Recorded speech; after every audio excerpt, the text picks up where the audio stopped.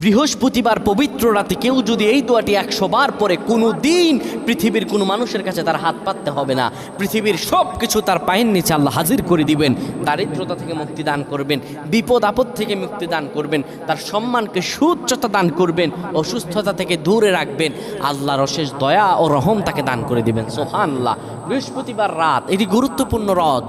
এই রাত সপ্তাহে একদিন আসে। আরবিতে রাত আগে আসে, দিন পরে আসে। সুতরাং বৃহস্পতিবারের যে দিন গিয়ে রাত, এটি বৃহস্পতিবার রাত নয়, এটি শুক্রবারের রাত, এটি জুমাবারের রাত, এটি দোয়া কবুলের রাত, আল্লাহর কাছাকাছি হওয়ার রাত। সুবহানাল্লাহ। এই বৃহস্পতিবার রাত আল্লাহ তাআলা বান্দার দোয়া কবুল করেন। কেউ যদি বৃহস্পতিবার রাতে ঈশা নামাজের পরে পবিত্র হয়ে ইয়া হাইয়ু ইয়া হাইয়ু ইয়া হাইয়ু ইয়া রফিয়ু ইয়া রফিয়ু ইয়া রফিয়ু এই দোয়াগুলো পড়তে পারে 100 বার, আল্লাহ রাব্বুল আলামিন তার